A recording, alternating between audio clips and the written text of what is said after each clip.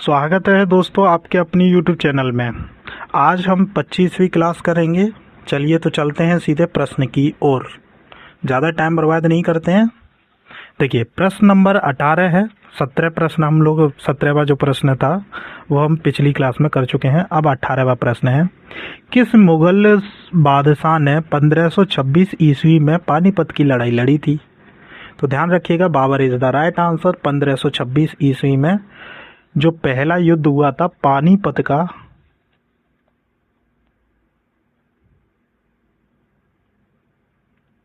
युद्ध वो हुआ था भैया बाबर वर्सेस इब्राहिम लोधी। ठीक है, इन दोनों में से बाबर तो भैया जीत गया, अब इब्राहिम लोधी क्या हो गया, हार गया। ठीक, ध्यान रखिएगा। चलिए नेक्स्ट प्रश्न नंबर है 19। राणा सांगा के नेतृत्व में राजपूत सेनाओं और बाबर के बीच खानवा की लड़ाई लड़ी गई थी। किस वर्ष में लड़ी गई थी पूछ रहा है भैया, कौन सी वर्ष थी? 1527, 1526, 1522, 1529। इसमें से आपका सही आंसर कौन सा होगा? तो ध्यान रखिएगा, A is the right answer. 1526 में ये लड़ाई लड़ी गई थी। देखिए राणा सांगा जो है भैया वो राजपूत सेना का नेतृत्व कर रहे थे, और बाबर जो है वो खानवा की बाबर के बीच में जो हुई थी लड़ाई, बाबर भैया उस लड़ाई में पहुंच गए थे। ठीक है ना, लेकिन इस लड़ाई में 1527 ईस्वी में आपके जो राणा सांगा हैं वो भैया हार जाते हैं। पराजित हो जाती है ना राजपूत सेना भैया, हाजपूत रह जाती है, तो इसमें जो है जीत जाता है बाबर। इतनी बात समझ में आ गई। अब जैसे ही जो है पानीपत की जो लड़ाई हुई थी वो बहुत बड़ी लड़ाई थी, उसके बाद में ही ये दूसरी बड़ी लड़ाई हो गई। राजपूत सेना उस टाइम पर भैया कोई कम थोड़े ना थी, अच्छी खासी थी उस टाइम पर व्यवस्था। ठीक है ना, ध्यान रखिएगा। जैसे ही बाबर ने राजपूत सेना को हराया था, राणा सांगा को हराया था, उसी के बाद में ये क्या कर लेता है, गाजी की उपाधि ले लेता है। उपाधि, ठीक है, गाजी की उपाधि धारण कर लेता है। ठीक है, और इसी युद्ध में बाबर ने किसकी घोषणा की थी? जेहाद की घोषणा की थी। जेहाद, अब देखो इसका मतलब तो मुझे भी नहीं पता जेहाद क्या होता है। ठीक है, लेकिन मैं इस पर डीप देखूंगा कि इसका मतलब क्या होता है, जेहाद क्या चीज़ है, मैं इस चीज़ को बात करूंगा। लेकिन गाजी की उपाधि करने के बाद में साथ साथ में इसने जेहाद की भी घोषणा कर दी थी। ठीक है, चलिए नेक्स्ट प्रश्न नंबर 20 है। 1527 में खानवा के युद्ध में राणा सांगा को किसने हराया? राणा सांगा को किसने हराया था? बाबर ने हराया था। ठीक है ना, ध्यान रखिएगा। चलिए नेक्स्ट 21 खानवा का युद्ध बाबर और इसके बीच में लड़ा गया, तो कौन था भैया? राणा सांगा। चलिए नेक्स्ट 22वां प्रश्न है। 1529 में घाघरा के युद्ध में मुगल बादशाह बाबर ने किसको हराया था? यूसुफ आदिल शाह, वरीद फर्स्ट, दिलवार खान हुसैन के महमूद लोधी। इसमें से आपका सही आंसर कौन सा होगा? तो ध्यान रखिएगा 1529 में जो है आपके महमूद लोधी को हराया था। किसको हराया था? महमूद लोधी को हराया था। ठीक है, इतनी बात समझ में आ गई।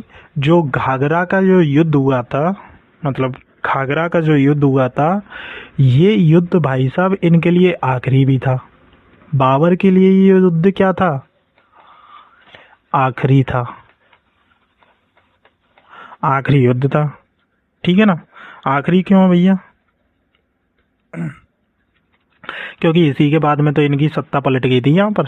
चलिए नेक्स्ट प्रश्न नंबर 23। बाबर के संस्मरण में बाबरनामा, जिसे तुज़्क ए बाबरी के नाम से भी जाना जाता है, को किसने लिखा था? बाबर ने, अब्दुल रहीम खाना ने, तालिब अहमद ने, फैज़ी ने। इसमें से आपको सही आंसर बताना है। तो ध्यान रखिएगा, बाबर ने अपनी खुद की बाबरनामा लिखी थी, तो ध्यान रखिएगा Babur is the right answer, ठीक है ना। अब देखिए, बाबर के संस्करण या बाबरनामा या तुज़्क ए बाबरी, ठीक है ना, को जो मतलब जो है स्वयं अपने आप ही लिखी थी उसने, ठीक है ना, ध्यान रखिएगा। और ये जो भाषा थी वो तुर्की मतलब सॉरी, ये जो किताब थी वो किस में थी? तुर्की भाषा में थी। किस में थी? तुर्की भाषा में थी। इस बात को ध्यान रखिएगा। अच्छा, अब ये जो बाबरनामा है, ये जो बाबरनामा है, इसी को ट्रांसलेट किया था फारसी में, और फारसी में ही इसको बोलते हैं, कहाँ है, तुज़्क ए बाबरी, ठीक है ना। ये जो तुज़्क ए बाबरी होता है, ये इसका फारसी नामा अनुवाद है, कहने का मतलब ये है बस। लेकिन तुर्की भाषा में इसको बाबरनामा या बाबर का संस्मरण जो बोल लीजिए, जो भी है वही है। चलिए नेक्स्ट प्रश्न नंबर है 24। मिर्जा कामरान किस मुगल सम्राट का भाई था? जहांगीर, अकबर, शाहजहां, हुमायूं। शाहजहां, हुमायूं, इसमें से आपको बताना है। तो ध्यान रखिएगा, मिर्जा कामरान जो है भाई किसके थे? ध्यान रखिएगा, हुमायूं के। D is the right answer. Humayun के क्या थे? भाई थे। वो भी कैसे थे? सौतेले। भैया सौतेले तो सौतेले ही होते हैं, कौन देखता है? सौतेली माँ ना देखे सौतेले बच्चे को, तो ये तो रईस बादशाह, ये क्यों देखेंगे? ठीक है, लेकिन इन्होंने देखा था, इन्होंने क्या किया था, अपने सौतेले भाई को क्या कर दिया था? मुल्तान का प्रशासक नियुक्त कर दिया था। भैया तू जा, का कर का और खमा खा, लेकिन भारत में मत आ, भारत से दूर रह, ठीक है, ध्यान रखिएगा।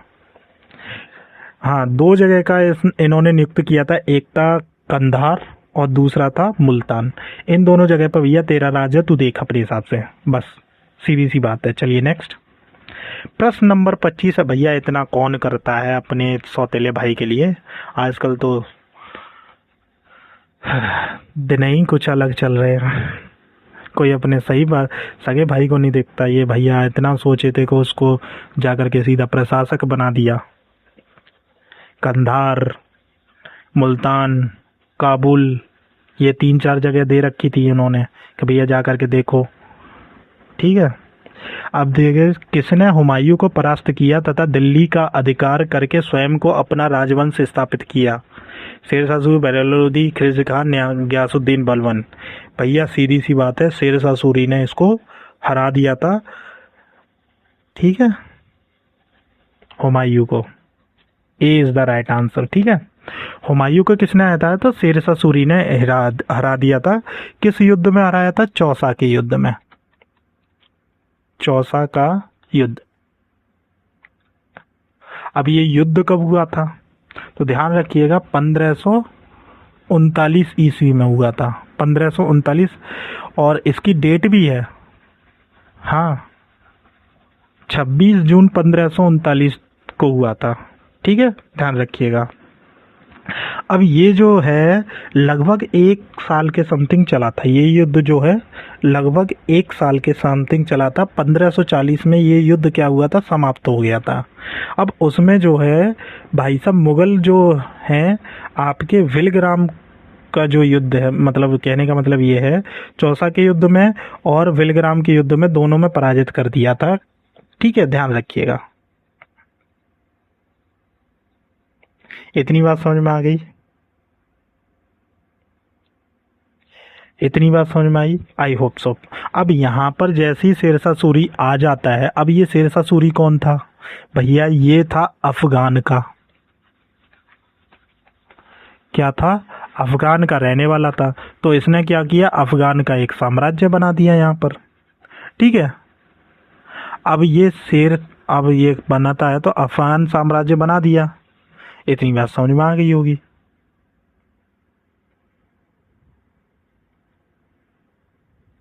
देखिए, जैसे मैं आपको बताऊं कि जैसे हुमायूं जो है पहला युद्ध हारा था चौसा का, तो भैया चौसा के युद्ध में तो कोई फर्क नहीं पड़ा, भैया आराम से भारत में रह रहा है हुमायूं। लेकिन जैसे ही 1540 में फिर दोबारा से युद्ध हुआ, जिसमें विलग्राम का युद्ध जिसे कहते हैं, उस टाइम पर क्या किया, शेरशाह सूरी ने हुमायूं को बेबस कर दिया कि भैया अब तू यहाँ नहीं रह सकता, भाग जा यहाँ से। कहने का मतलब ये है, ठीक है, ध्यान रखिएगा। चलिए नेक्स्ट, अब आ जाते हैं 26वें प्रश्न पर। शेरशाह सूरी ने किस मुगल शासक को पराजित किया था? हुमायूं को किया था 1539 और 1540 दोनों टाइम पर, ठीक है, ध्यान रखिएगा। यहाँ पर हुआ था आपका चौसा का युद्ध, यहाँ पर हुआ था विलग्राम का युद्ध, ठीक है, ध्यान रखिएगा। चलिए नेक्स्ट, 27 में चौसा का युद्ध हुमायूं और किसके बीच में? शेरशाह सूरी के बीच में हुआ था। चलिए नेक्स्ट, कन्नौज की लड़ाई वर्ष में हुई, लड़ी गई थी, किस वर्ष में लड़ी गई थी? ये पूछ रहा है कि कन्नौज की जो लड़ाई थी वो किस वर्ष में लड़ी गई थी, ठीक है, ये आपको बताना है।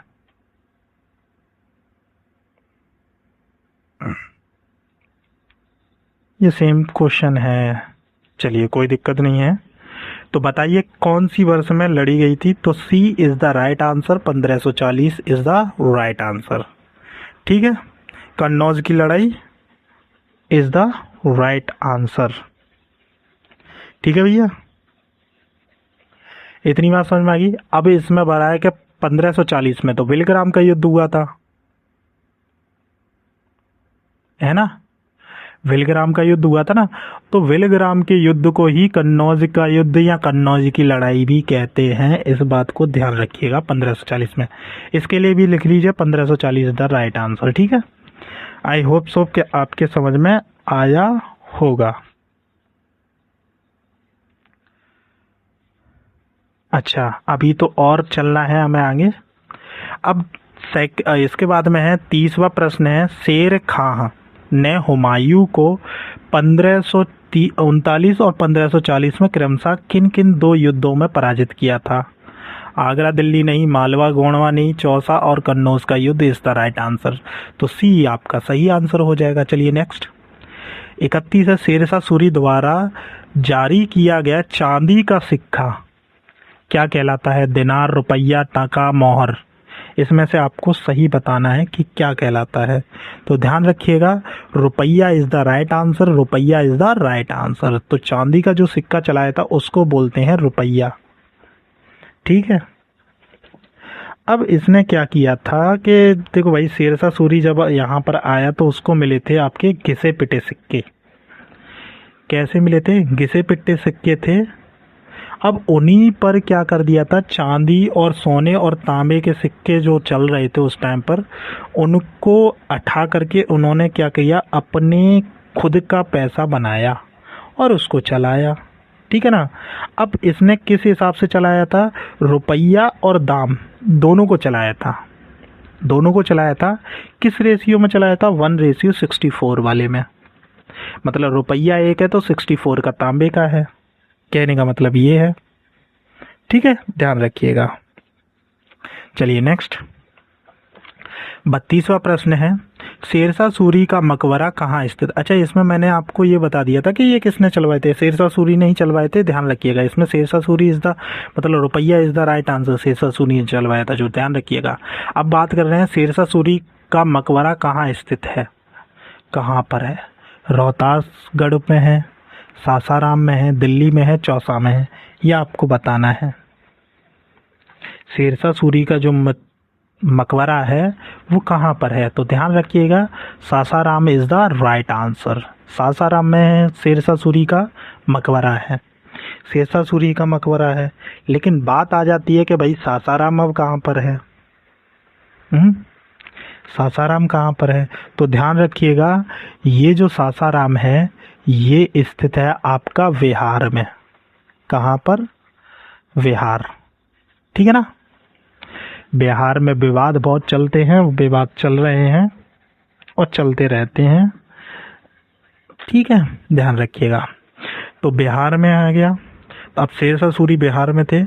अब इनका जो मकबरा था ये किस टाइप की वास्तुकला से बना था? तो ध्यान रखिएगा, इंडो इस्लामिक इसमें वास्तुकला यूज़ की गई थी। इंडो इस्लामिक कला इसमें क्या करी गई थी? यूज़ की गई थी। इस बात को ध्यान रखिएगा। चलिए नेक्स्ट,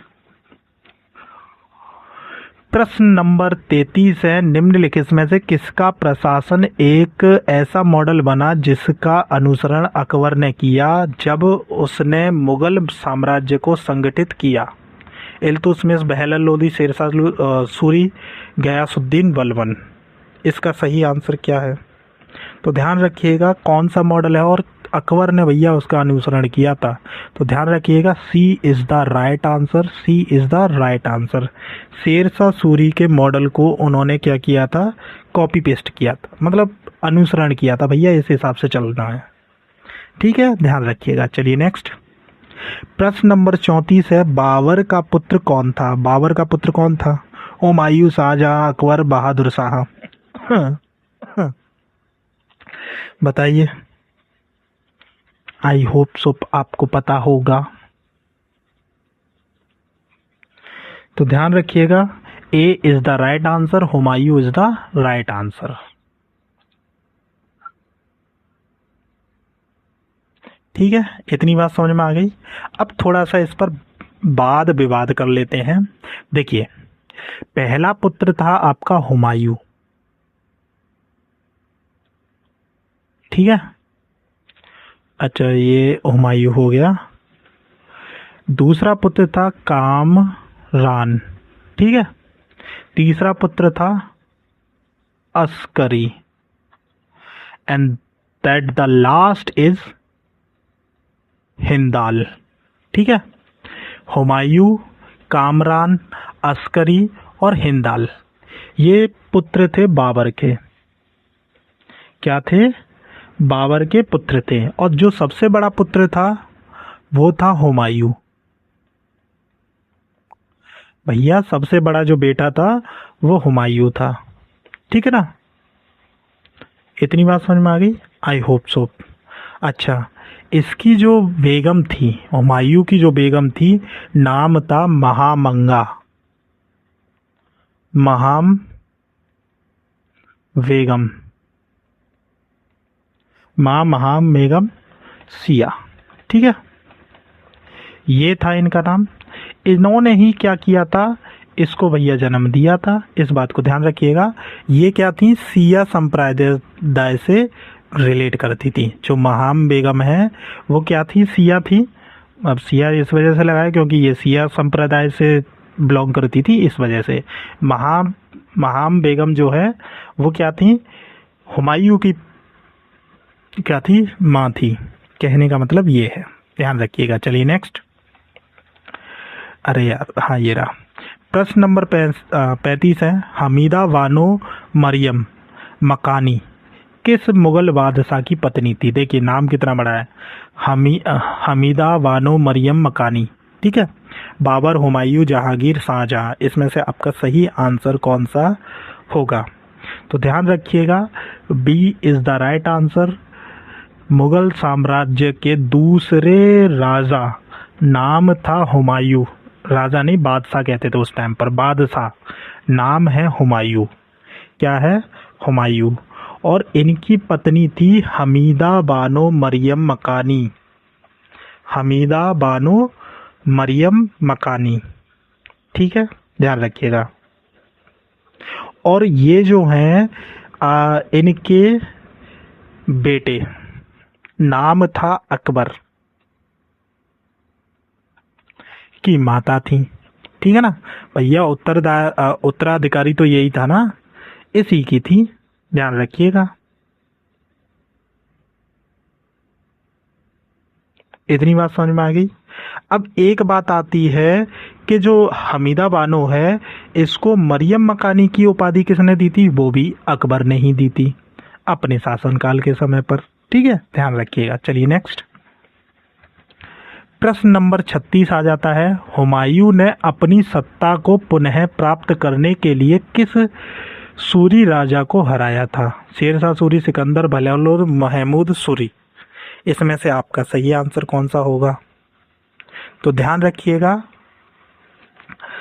सिकंदर सूरी को ही क्या किया था, इन्होंने हराया था। B is the right answer, Sikandar Suri को ही इन्होंने हराया था। ठीक है।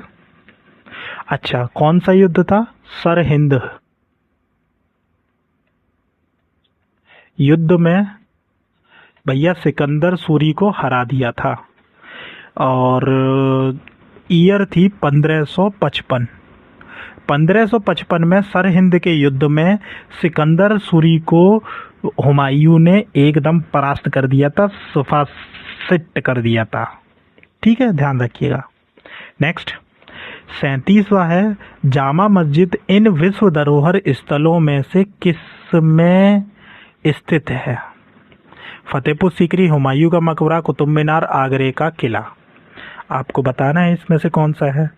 तो प्रश्न में जितने भी ये दे रखे हैं ना एग्जाम्पल, उसके मतलब जो प्रश्न में जो ऑप्शंस दे रखे हैं उसके अकॉर्डिंग मैं आंसर बताऊंगा। तो Fatehpur Sikri is the right answer.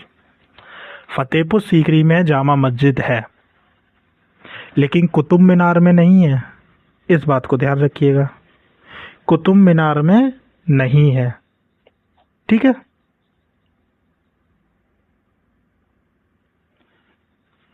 अच्छा, अब ये जो जामा मस्जिद है, इसके बारे में एक बात कही जाती है कि ये जो है, जो मक्का में जो मस्जिद है ना, उसकी नकल करके बनाई गई है। भाई कहते हैं लोग, मैंने तो देखी नहीं है, लेकिन हाँ फतेहपुर सीकरी देखी है। मैं कभी इसके अंदर नहीं गया जामा मस्जिद के, और ना मैंने मक्का की देखी है। तो भैया ये तो मुझे भी नहीं पता, लेकिन कहा जाता है कि ये बात है, तो होगी भैया। चलिए नेक्स्ट प्रश्न नंबर 38 है, हुमायूं के उत्तराधिकारी टेस्ट का जन्म हुमायूं के निर्वासन काल में हुआ था। वह उत्तराधिकारी जब 13 वर्ष का था, उसके पिता की मृत्यु होगी। जहांगीर, बाबर, शाहजहां, अकबर। इसमें से आपका सही आंसर कौन सा है? तो ध्यान रखिएगा, D is the right answer. D is the right answer. ठीक है, हुमायूं का जो उत्तराधिकारी है वो अकबर था। ठीक है। अब इनके निर्वासन काल का मतलब, कहने का मतलब ये है, जो इनका जो है, यानी कि कहने का मतलब है जो हुमायूं था उस टाइम पर भारत में इनका शासनकाल नहीं था, ऐसा कुछ कहना है। ठीक है, इस बात को ध्यान रखिए, निर्वासन काल का मतलब ये होता है। लेकिन अब अकबर का जो होता है जन्म, वो होता कहाँ पर है? तो ध्यान रखिएगा, अमरकोट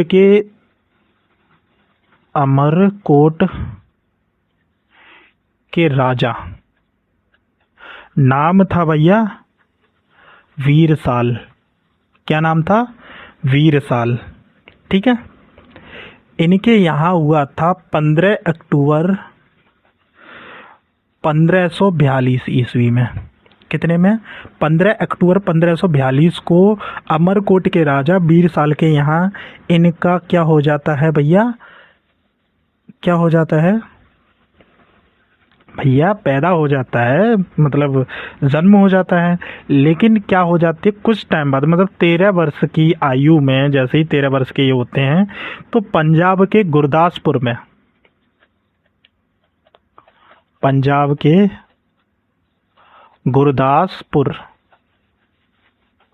जगह पर क्या हो जाती है भैया? इनके पिता की मृत्यु हो जाती है।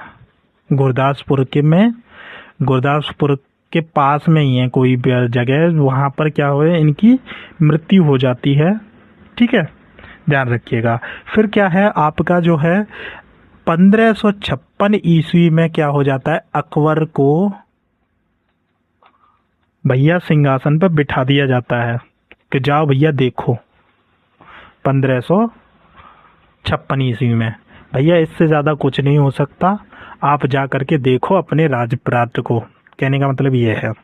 ठीक है, इनके साथ में एक बहुत ही ज़्यादा कहने का मतलब ये है, क्या बोलते हैं इनके ना, बहुत ही ज़्यादा वो था, क्या नाम है उसका, नाम मुझे याद नहीं आ रहा है, बहुत बहुत ज़्यादा ही ब्रांड नाम है, नाम याद नहीं आ रहा है। इनके सेनापति इनकी बहुत ज़्यादा हेल्प करते हैं, कहने का मतलब ये है। ठीक, इतनी बात समझ में आ गई। आज के लिए इतना ही काफ़ी है। लास्ट ये क्वेश्चन था, मैंने आप लोगों को बता दिया। अब मैं बस लास्ट में यही बात कहूँगा कि वीडियो को शेयर कर लीजिए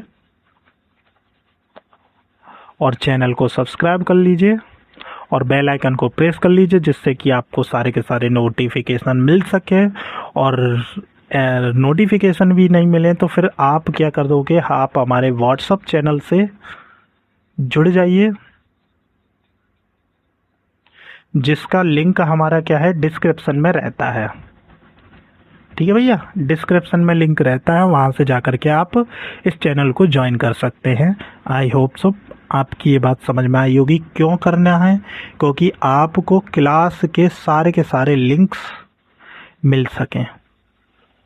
ठीक, ध्यान रखिएगा। चलिए मिलते हैं नेक्स्ट वीडियो में, तब तक आप पढ़िए, स्वस्थ रहिए एकदम।